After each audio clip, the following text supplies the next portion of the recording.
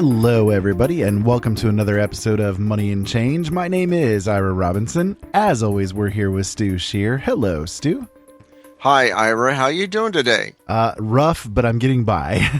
Rough, but getting by. Well, we all have those days. Oh, yeah. I've had mine. We do the show over Skype, and I think there was an upgrade for Microsoft, and it kind of messed with the computer. So now I have to spend a whole week trying to figure out how to fix things that Microsoft likes to mess up. I call them macro shaft for a reason. Micro what? Macro shaft. Oh, macro shaft. Yeah, well, hey, that's the way it goes. They can't develop anything that works right out of the bat anyhow. You got it. Oh, they always have to have updates and changes because they're not willing to just scrap the system and come up with something that always works. Well, anyhow, we've got a lot of interesting things this week. And, before we start, we always do a disclaimer. And the information contained in this presented material is from the posting of news agencies on the internet and are not necessarily the views or opinions of the owners of this program. We are not responsible for and expressly disclaim all liability for damages out of any kind arising out of use, reference to, or reliance on any information contained in this broadcast. The information provided is not offered as financial advice, financial planning, or for investment purposes, so you want to use this information at your own risk. And we have a shout out today, and that's still going to be the University of Findlay at www.findlay.edu. It's a good school, good professors, and good prices. So you want to check them out. www.findlay.edu. And there are videos, and if you go to the education section on the homepage, you can see some videos of the campus and understand what they do, what they're about, and some of the campus life there. Well, from the currency chart at xe.com, I have to warn everybody, if you use that, make sure that you're looking at dollars because I accidentally today hit the wrong button. And everything was converted into Canadian dollars, and I about had a heart attack because it started coming out that the U.S. dollar was only worth 75 cents. And I thought, devaluation. Oh, my God. The chest starts pounding. The eyes are like, oh, no. The crap hit the fan. Oh, the big fan and a big bucket of hooey, You're at the 12-story outhouse. You're at the bottom of a sump pump and a shovel. And all of a sudden, it's all loaded up with elephants with diarrhea. And the sump pump gives out and you're in trouble. Yep. And boy, that's what I felt like. I was like, holy cow, And, Great British Pound was $1.74, and the Australian dollar jumped to 98 cents from 76 cents.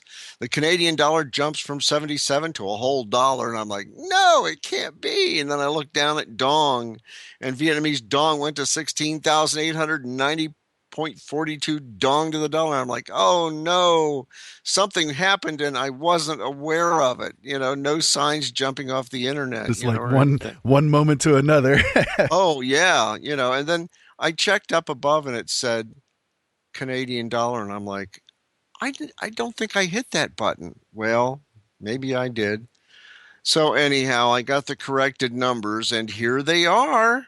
Just remember, if you go to xe.com and you go to the historical section, you can get your historical numbers there, but make sure you click on U.S. dollar and not Canadian. Otherwise, you will have a Stu moment. Oh, you don't want a Stu moment. Stu had a bad moment at that point. Anyhow, my cardio level has gone back down. Yeah, you got your exercise for the day, right? Oh, did I have my exercise? Anyhow, today the euro is at $1.12 to the U.S. dollar. The Great British Pound is $1.32. The Australian dollar is at 76 cents.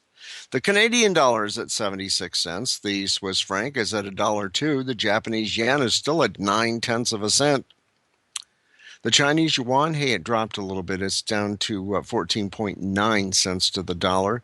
The Kuwaiti dinar is at $3.31. The Vietnamese dong, if you're holding dong, it's at 22,303 and 12 to the US dollar. Gold, $1,313.66 an ounce. Silver is at $19 an ounce, so silver's gone up in price. Platinum, $1,031.66 an ounce, and palladium is at $656.02 an ounce, and that's from xe.com. And remember, those numbers are going to change probably just about every 20 seconds or so. I've always told people to always invest in physical gold and silver and other precious metals. Make sure that you have it in your hand and not a certificate. Well, there was a story this week that came out, nice article by Jeff Thomas from the internationalman.com. And it says, sorry, you can't have your gold. And he said, we warn regularly of the risk involved in storing wealth in banks. They've made a removal of your deposits increasingly difficult, in addition to colluding with governments to allow them to legally freeze or confiscate your money.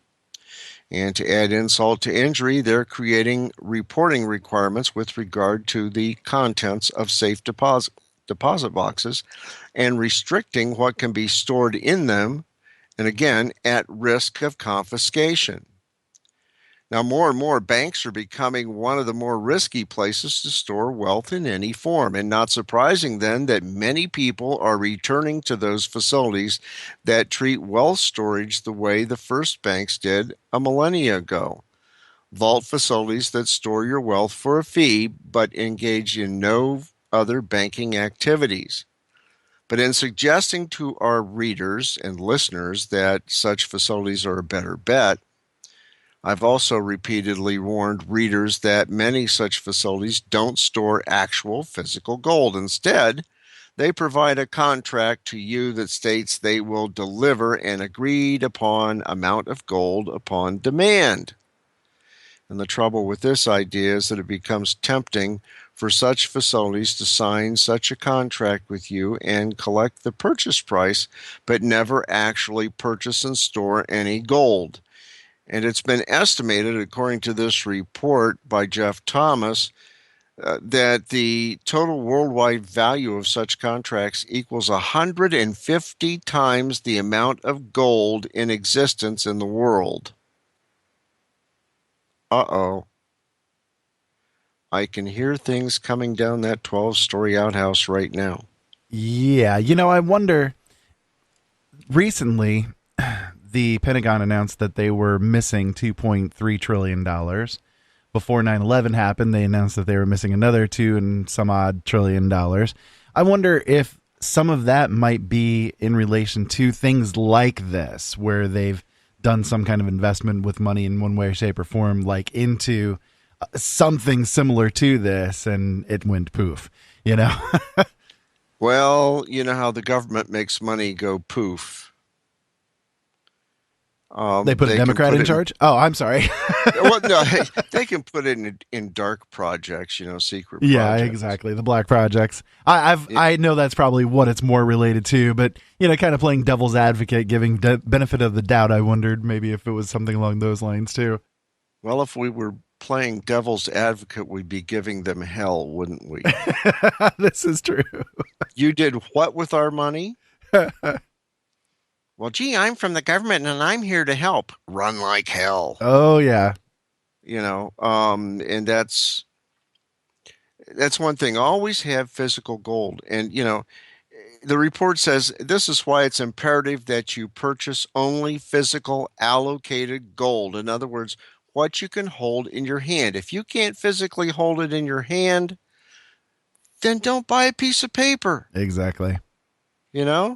Always protect your wealth and choosing the least risky option.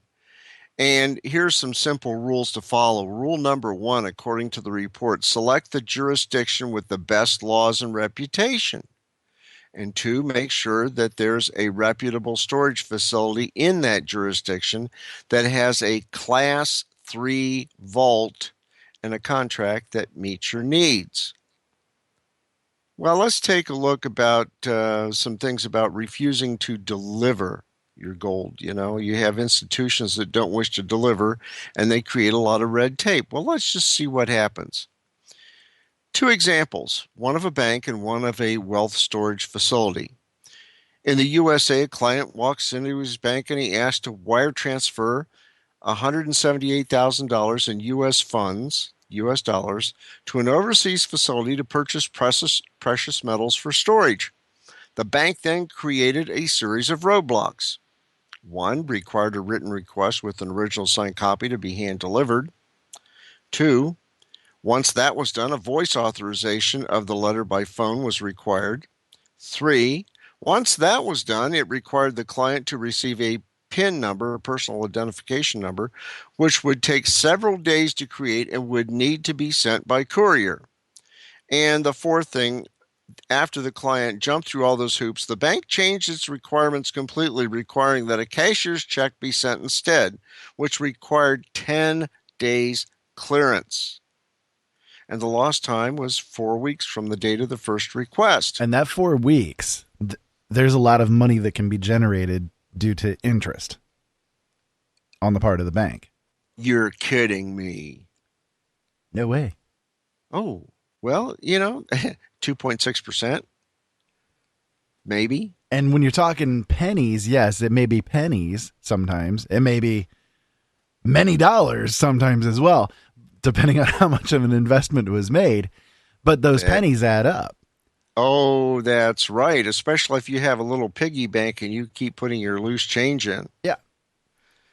Well, when in you've Austria, got like 500,000 people that are putting that little penny into that penny jar, now you're talking a pretty good sizable chunk of change, So a heavy chunk of change. Well, in Austria, a client tries to transfer his allocated 138 gold Philharmonics. Now, those are good coins. From his bank to a facility in another jurisdiction, and the bank repeatedly produced roadblocks like these. The bank in Austria refused to ship the products themselves and refused to arrange shipment. 2, they refused to release the goods to FedEx when they arrived, even though proof of insurance was provided. The bank then insisted on the hiring of a Brinks truck. 3, they then refused to release the coins at all except to another bank. And the fourth thing was they then claimed that they were not ready to release the coins, and the client was invited to try again if he wished.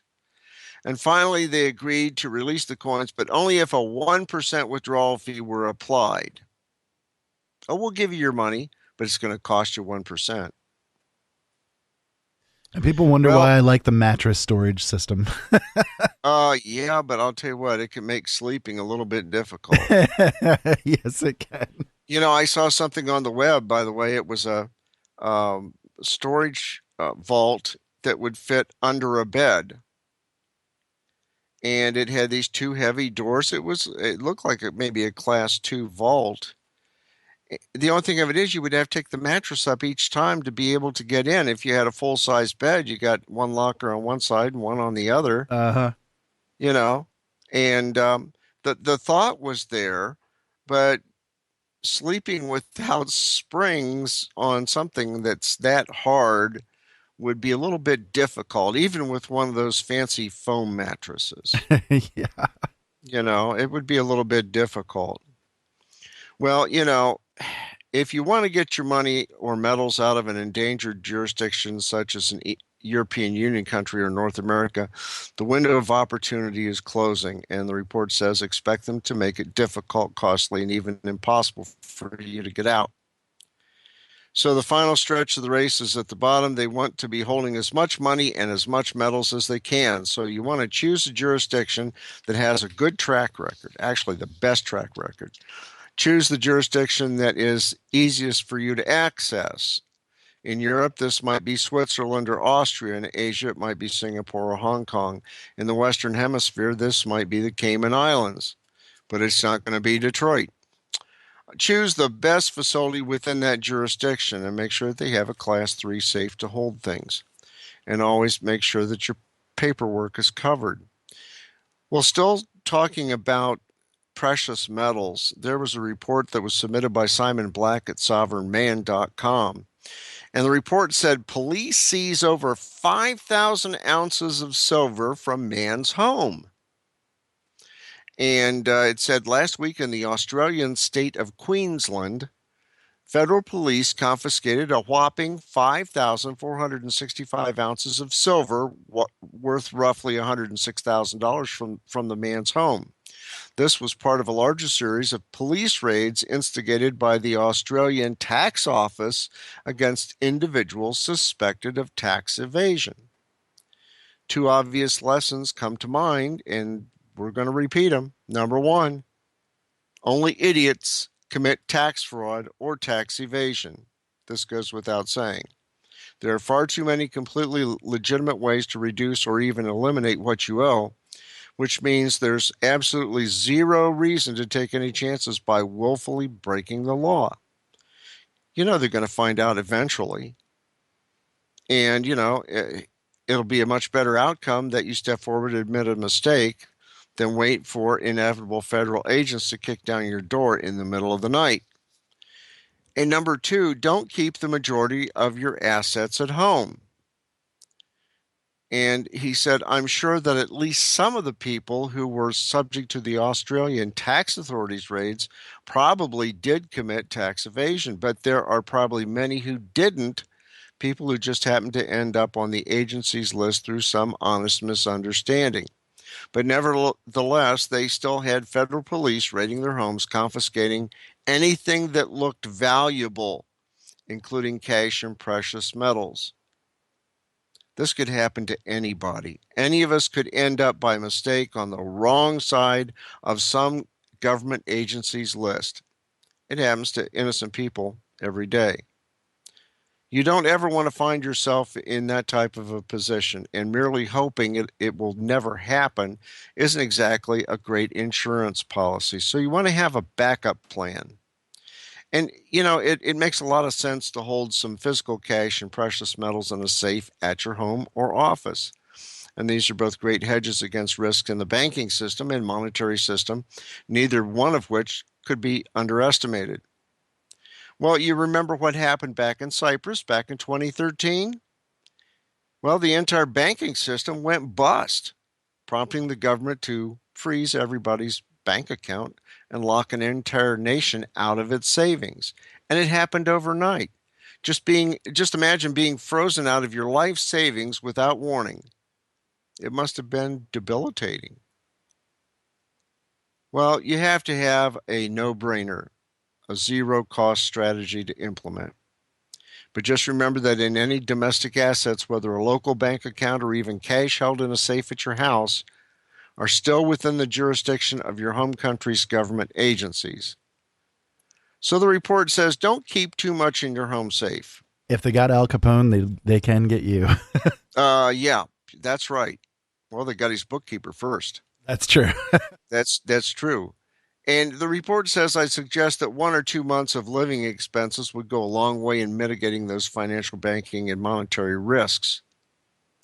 And don't keep the rest in your local bank account. Again, bank accounts are especially easy for domestic authorities to freeze or confiscate.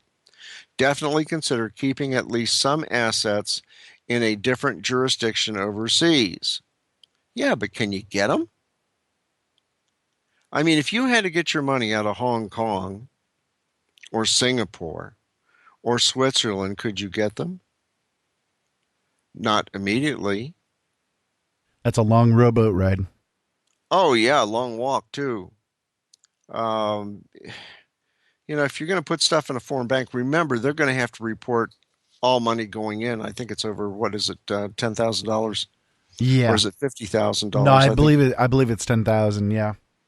So, they don't even give you a break. Well, speaking of money, now we're going to talk about some plastic money. Remember, I talked about the Vietnamese dong being woven plastic money with a clear square on the inside?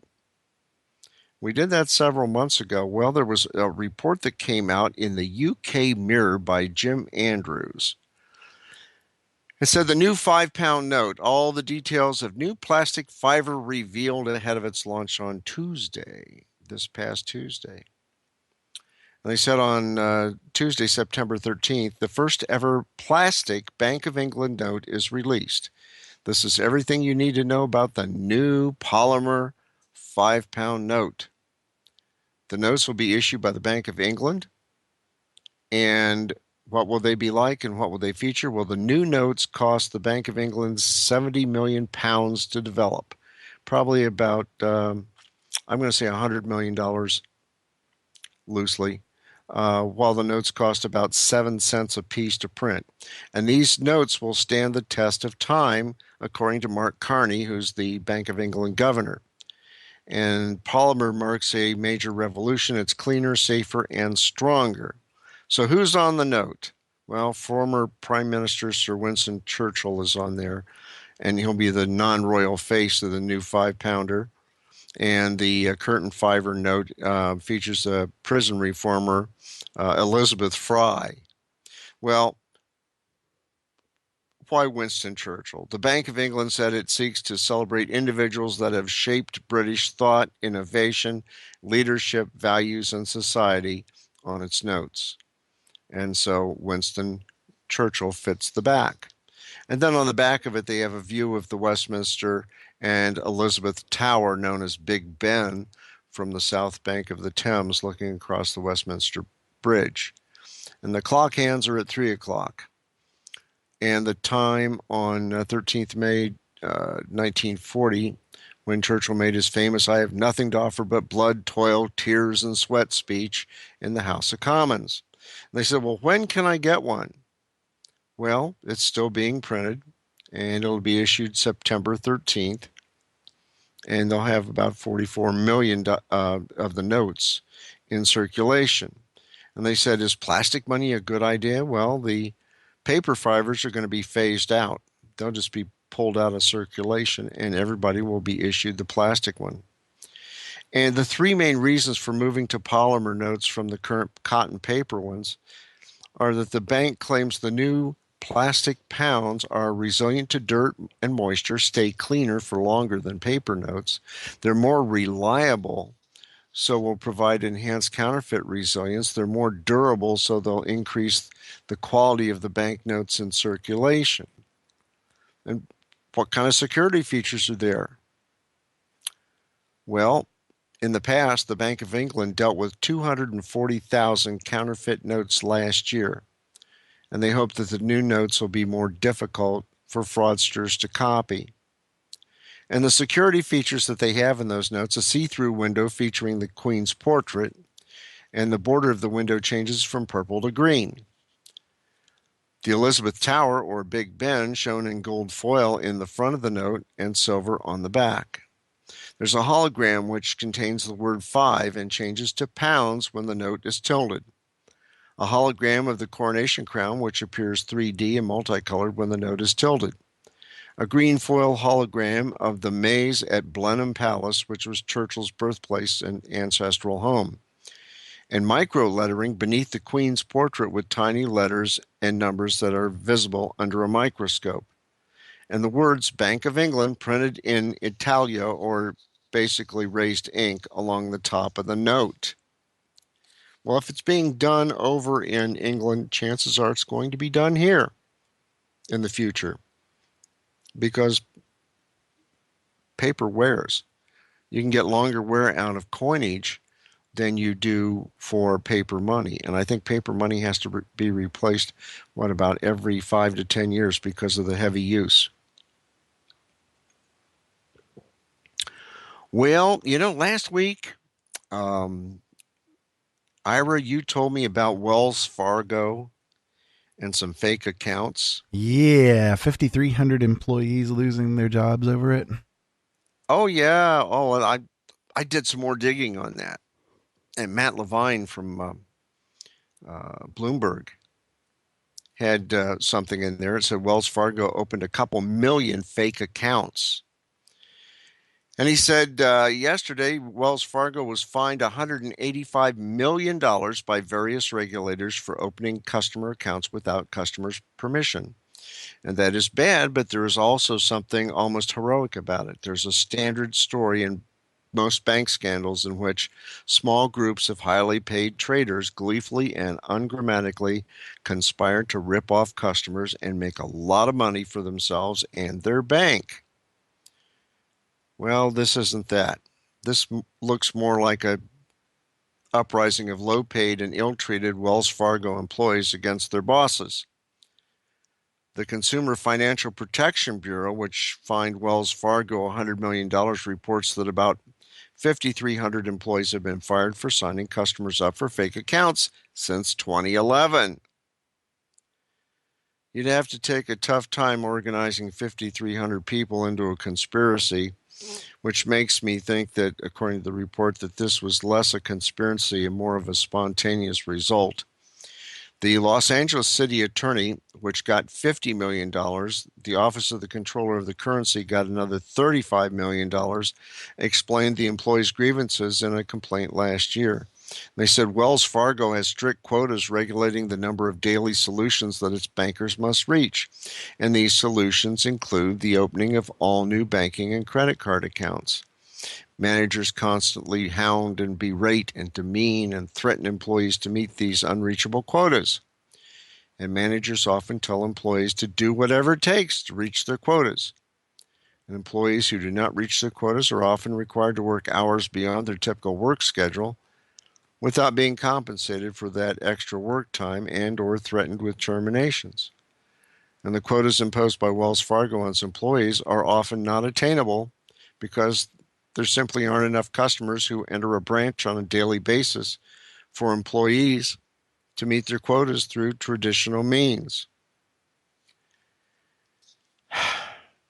You know, that happens. I went to cash a check the other day at my local, what I call Fee Third bank, and they said, "Do you have a minute?" And I said, "About what?" And they said, "We'd like to come in, or we'd like you to come in and talk to us about your account." Well, my schedule right now doesn't permit me the time to do it. Can we talk later? Can we call you at home? I said, if you can catch me. They do that every now and then. Oh, we have a new financial thing, yada, yada, yada. It makes the bank more money, but takes more money out of my pocket. Oh, yeah. And I've had to tell them off a few times. And I don't have that much money in the bank. If I did, um, I'd be spreading it around about maybe 4 or 5, 6 banks. Is your credit rating like mine? It's LOL. That's my credit rating. That's my credit score. LOL. Well, LOL, that's one. Um, NWH is mine. No way, Jose. Um, Laughing out loud, yeah, but no way, Jose. Um, yeah, I seldom go into a bank and ask for a loan. And they constantly want me to do all kinds of stuff. Well, you have equity in your house. Yeah, I do, and I want to keep it that way. I don't want a bank to suddenly take out an equity loan, and have to pay the bank back, at a silly rate that I wouldn't have to pay anyhow. Well, with all banks, they have to find ways to make money, and sometimes it's outrageous, and Wells Fargo was caught for it.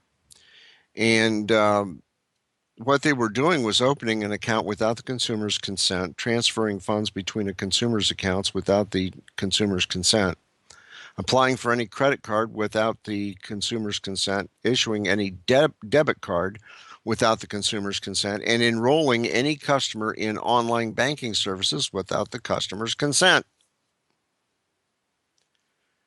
I mean, fire them? No, send them all to jail.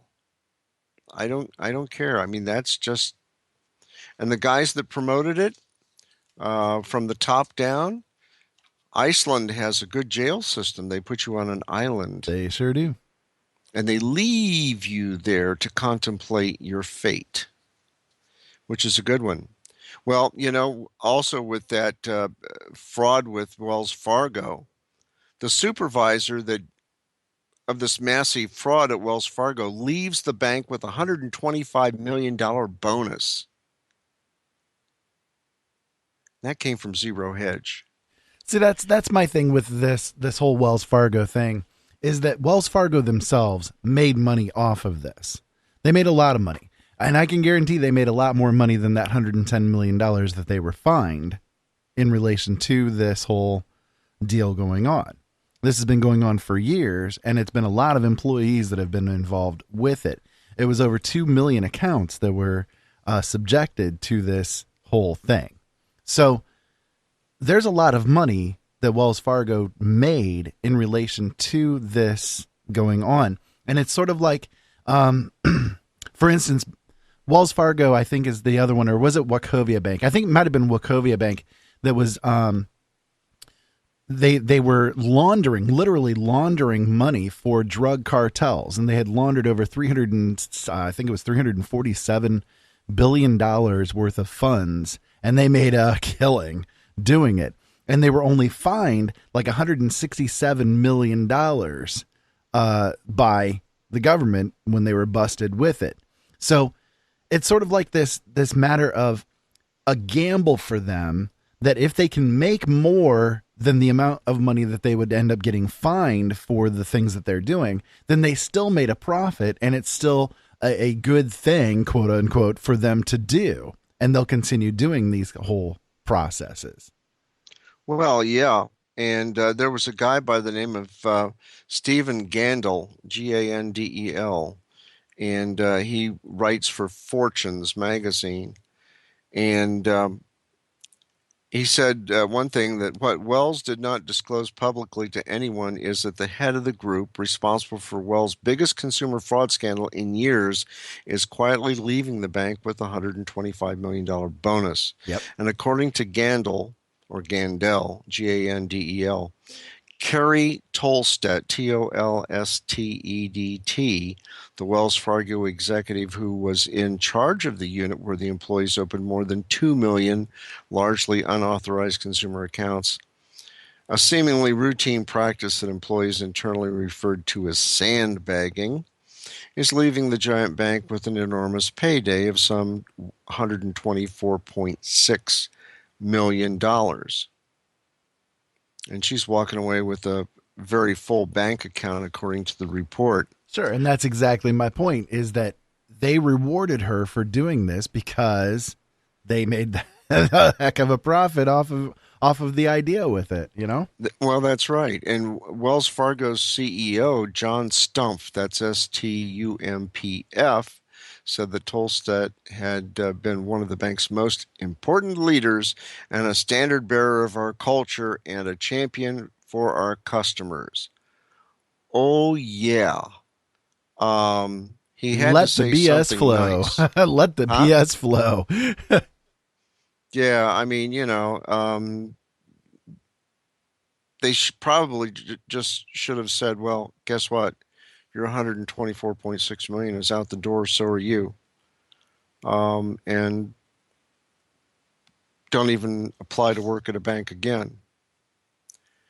You take a look at a lot of things. When banks start doing stuff like that, you just want to scream.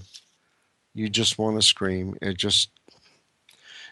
Would I put money in Wells Fargo after all of that? No. If I ever caught Fee Third doing something like that, I'd pull my money out so quick and make their head spin. And I can go right down the street to another bank, which is a little bit smaller bank, but I can go down there and open up an account very quickly, and the guys at Fee Third would kind of go nuts, even though my account is No Way Jose. So, well, with that thing with Wells Fargo, the customers weren't only out of it, but according to Bloomberg.com, and this is from Tom Metcalf, Warren Buffett loses $1.4 billion as Wells Fargo tumbles on the scandal. And when I read that, and then I remember going back to the XE.com debacle this morning, I was like, holy cow, something did happen and Buffett lost his keister. Well, it wasn't not only Buffett, but there were a lot of other people. Couldn't have happened to a nicer person. Oh, well, hey.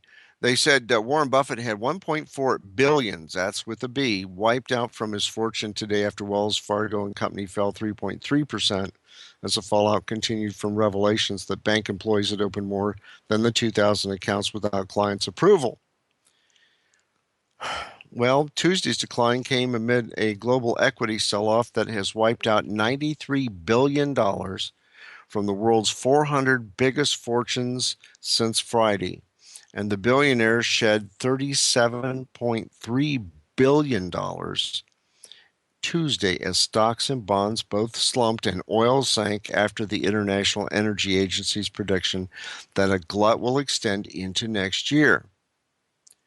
The world's second richest person, IDTEX, INDITEX, SA, and the founder was Amancio Ortega, leads the 400 richest people with a decline of $3.3 billion since the sell-off began, according to the index.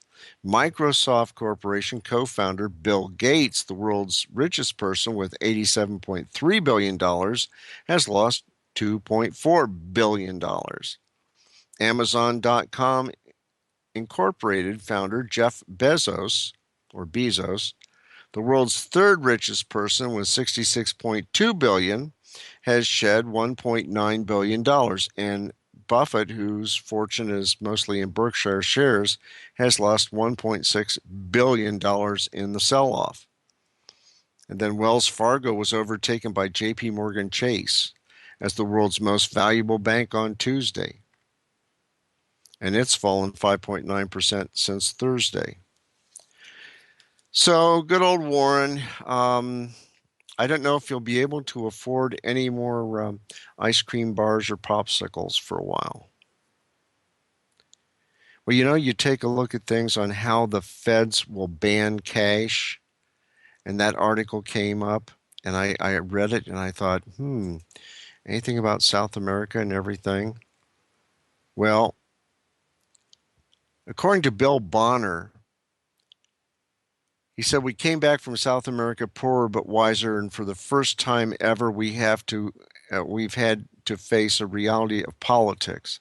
Up until now, it was never more than an abstract, theoretical matter.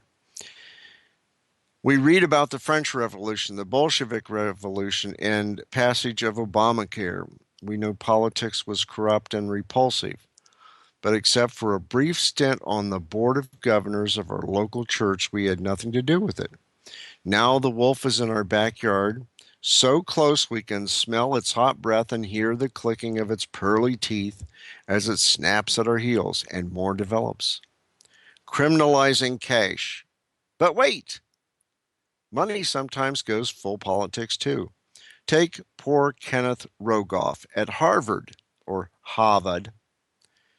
He wants a dollar with a voter registration card and a U.S. flag on his windshield and a handgun in its belt, the kind of money that supports establishment and votes for Hillary. Writing last month in the Wall Street Journal under the headline, The Sinister Side of Cash, he noted that paper currency, especially large notes such as the U.S. $100 bill, facilitate crime, racketeering, extortion, money laundering, drug and human trafficking, the corruption of public officials, not to mention terrorism. And of course, large notes do make it easier for criminals to operate, like cell phones and sunglasses and automobiles with air conditioning.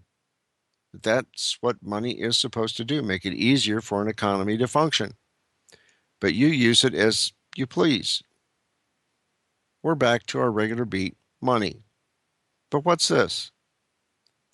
We're beginning to see some action here. And if you recall, markets have been eerily quiet with less movement in stocks than we've seen in the last 100 years. So what gives? Perhaps it was the calm before the storm. The Dow fell nearly 400 points last Friday. We don't know. It could be the calm before the storm, or it could be the calm before the calm, according to the report. Well, here's how it all ends. There's something fundamentally tranquilizing about having a central bank and that gives out the word that it's not that it's got your back. The Bank of Japan is buying bonds and stocks, pushing up prices for both. Under its 1.7 trillion euro, or basically 1.9 trillion dollars quantitative easing program, the QE program, the European Central Bank bought so many government bonds it ran out of new bonds to buy. So this summer it added corporate bonds to its shopping list too. And according to Reuters, it will soon run out of corporate bonds. Then it will have to follow the Bank of Japan's lead and wade into the stock market if it wants to keep its quantitative easing program going. Why can't they buy us out? Why can't they buy out the public people? Hey, here's a little bit of cash. Why don't you do something good with it?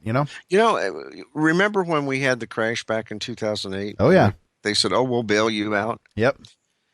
They should have given the money to the people to spend, because Absolutely. then the people would have spent it, and not the banks and not the corporations. Even if like people went through their local area and spent even just $100 on their local area stores, not Walmart's, not Myers, not the big corporate entities, the mom and pop shops, the little, sword and board kind of shops that are out there, the brick and mortar places that are out there. Do you know how much of an improvement in the local economy that alone would make if everybody in your town spent just $100 extra per year just on local stuff? It's crazy how much money would get right into the local system. And that's where things really would need to begin, is right there in that local area. And you take a look at some of the things in local towns. I sit on a planning commission, and people come in, well, we're going to open up a new Taco Hell. Oh, that's great. We're going to hire more people. That's great. Where's the money going to go? Over to corporate headquarters someplace over in California or something, right? Yeah. Yeah, over in Taco Hell land. Or we're going to open up another chain, or this, that, and the other. We're going to bring another Wally World in. The money doesn't stay in the town. It leaves the town. The only thing it provides would be taxes to the city, okay, and some employment. But a lot of the money leaves. Right. That taxes and employment is important, but the money, it's siphoned away from that local area and into the corporate entity, which can be considered also a worldwide entity, maybe in a lot of cases. So, it's not even remaining here in America, let alone the local area. So that's why I always encourage people, just even $100, just take that extra $100 that you would have spent over at Walmart and go to a local shop somewhere. Buy your clothing from a local shop or something, as an example. Something that's owned by the people right there in your town. And you will see an amazing difference start to be made in the local community. It shows us so much improvement. That's right. Well, Bill Bonner goes on in the article, and he says the next crisis, and he said, even with the largest bidder in the world on their side, investors can still panic, and that would mean a big drop in the asset prices, high-profile bankruptcies, and a new crisis. Things move so fast. The feds may step in with more quantitative easing, but they may be $1 short and a day late, and a 20% drop in stock prices is equal to the loss of about $5 trillion in the U.S. alone. So he said, now imagine a similar drop to the 2008-2009 plunge. In round numbers, equities lost 50%. Today, there's about $60 trillion worth of stocks worldwide. So that would be a $30 trillion loss. So, the only thing they can do to probably bail themselves out is go to plastic money. And with that, with the plastic money, it's just zeros and ones. And I know we're getting close here. I think we have about 15 minutes to go. Yep. Hey, I'm pretty good on time. But you take a look at everything that's going on out there in the financial markets and stuff. Everybody says, oh, there's going to be a big event before the election. Or maybe after the election, the markets may crash, they may do this, they may do that. It's only speculation. But if you're not preparing, like we've said over the years, to pay down your debt, put some money aside, buy some long-term foods, water purification, water storage, and meds and everything. Also, buy vitamins. I got some chewy gummy bear type vitamins at Sam's Club, and I thought, well, I'll try them. And hey, they're not bad. You want to eat the whole jar at the same time. They taste that good. But you want to prepare for stuff like this. And my mailman came up to me today. He was dropping off a package in an envelope, and he said, "Hey," he said, "are those freeze-dried vegetables any good?" And I said, "Yeah, I haven't tried them, but I know that you reconstitute them in water and you can use them just like you would normally use them for any type of cooking." He said, "Well, I'll tell my daughter that." And that's the first thing I've heard from him concerning that in probably 6 months.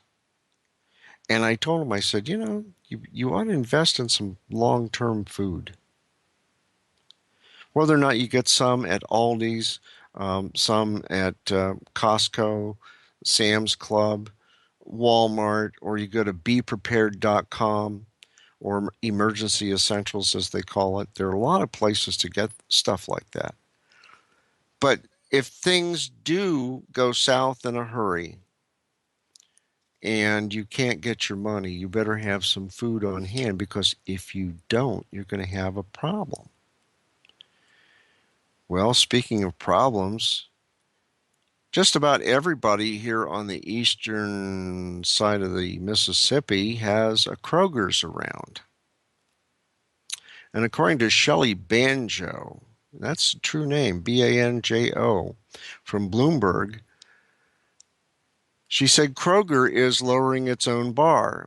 Said the high-flying grocery chain, whose shares have risen 184% in the past 5 years, cut its full earnings outlook on Friday with second quarter results missed forecasts.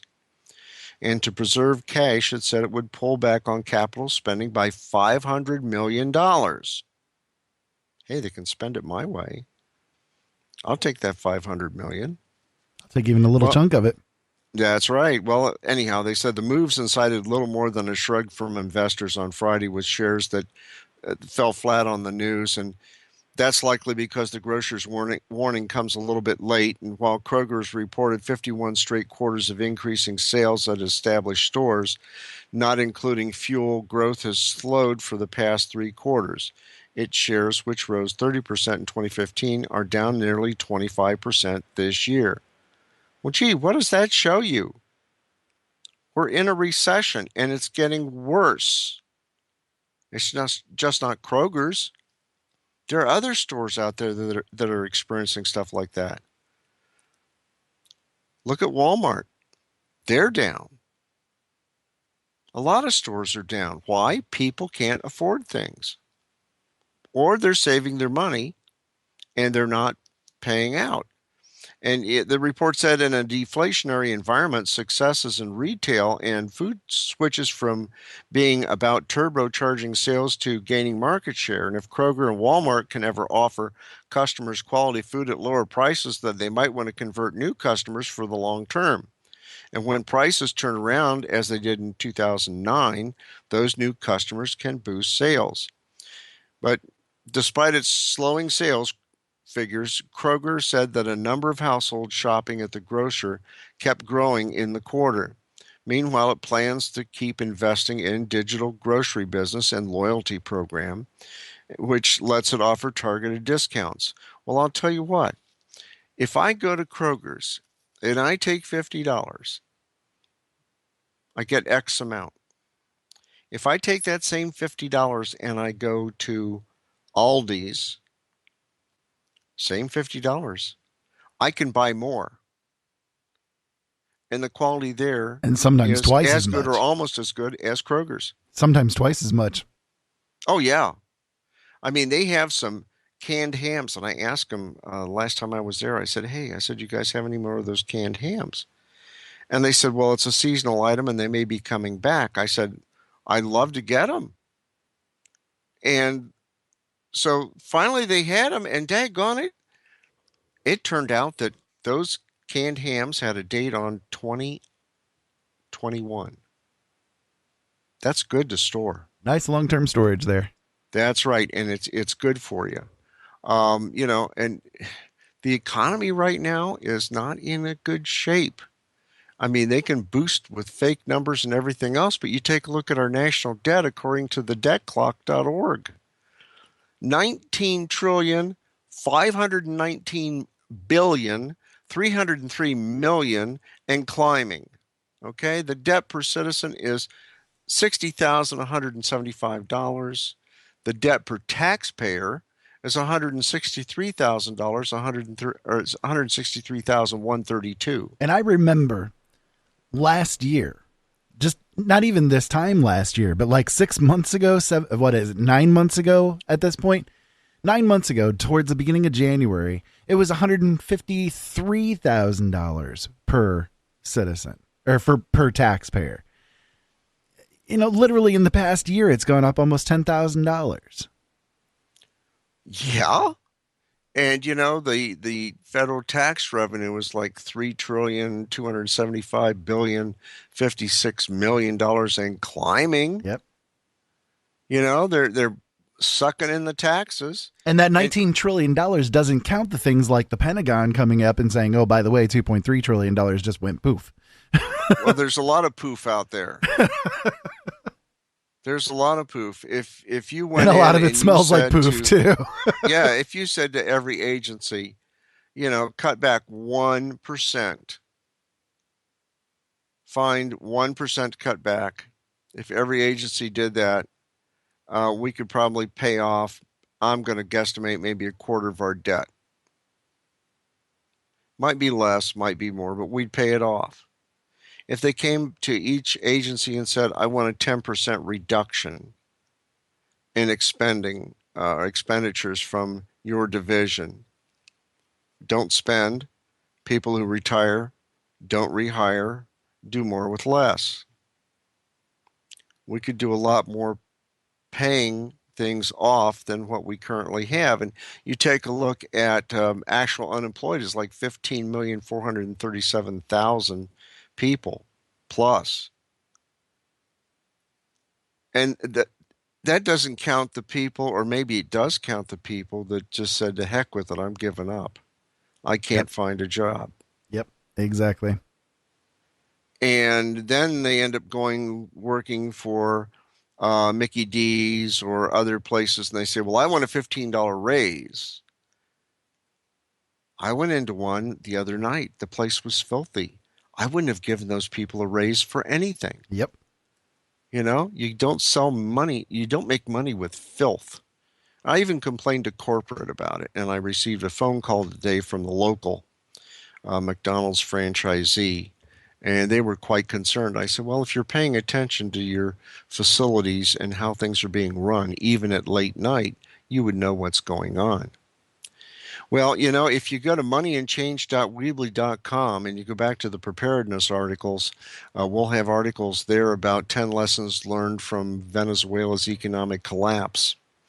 And it would behoove everybody to go to moneyandchange.weebly.com and check the website out. We've got a lot of current information about what's going on in the money world. We've got a lot of things in there about checking your bank at bankrate.com. We've got a lot of preparedness videos and links to go to, as well as articles. And some of the articles that we have are the articles on Venezuela. We have articles on 25 things you should do to get prepared for the coming economic collapse. The best possible collapse first aid kit ever, survival guides and so forth. It's all in there if people would just go and use it. Tell your friends, have your friends tell their friends about it, because there's a lot of information. I don't make a cent off of this. I want to help people. That's all I want to do. And if I can provide information that's going to help just one person out there, I'll do it. I donate my time and my research to the show, hopefully trying to help people out, because when there's going to be a collapse, don't come knocking at my door. Chances are, who knows, I probably won't be here. I'll probably be heading off to a site unknown, like a lot of people will probably do. Broadcasting from parts unknown. That's right, via Skype.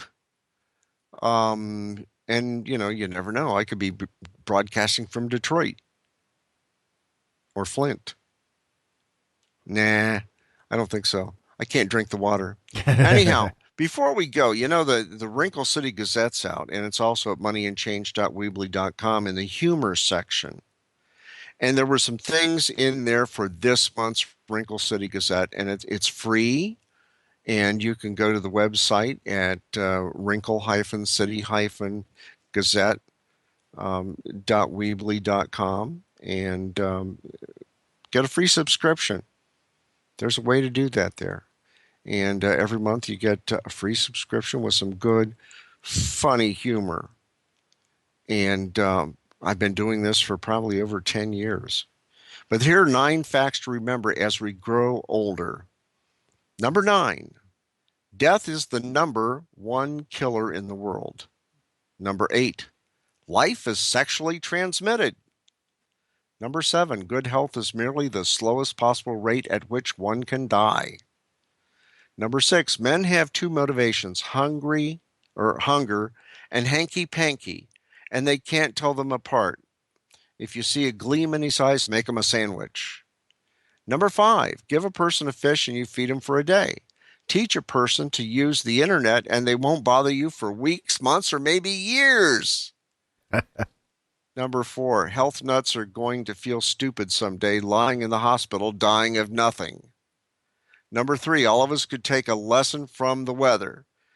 It pays no attention to criticism. Number 2, in the 60s, people took acid to make the world look weird. Now the world is weird and people take Prozac to make it look normal. And number 1, life is like a jar of jalapeno peppers. What you do today might be a burning issue tomorrow. Absolutely. And for our undertakers out there, a moment of contemplation. This came from Emerson Balmer, who's at Am I Gone Funeral Home. It's right next to Bubba's Barbecue in Wrinkle City. And he said a man and a woman were married for years, and when there was a confrontation, yelling would be heard deep into the night. The old man would shout, "When I die, I will dig my way up and out of the grave and come back and haunt you for the rest of your life." And the neighbors feared him. The old man liked the fact that he was feared. Then one evening, he died when he was 98. Well, after the burial, her neighbors, concerned for her safety, said, "Aren't you afraid that he may indeed be able to dig his way out of the grave and haunt you for the rest of your life?" And the wife looked at him and said, let him dig. I had him buried upside down, and I know he won't ask for directions. I love that one. That's a good one. Well, anyhow, that's all I have this week. And, everybody donate to keep this show on the air. I don't make a penny out of it. Like I said, I'm here to help some people. But, Ira and the gang have to pay for the electricity to put this on the web, also for the ISP and everything else. So donate to keep everything on the air. And also check us out on YouTube. And what's the YouTube address? YouTube.com/C/Open Eyes Network. And you can catch us there. So have a good week. Thank you, Stu, for all that you do. We will talk to you again soon, God willing. Everybody out there, have a great week and keep safe out there, everyone.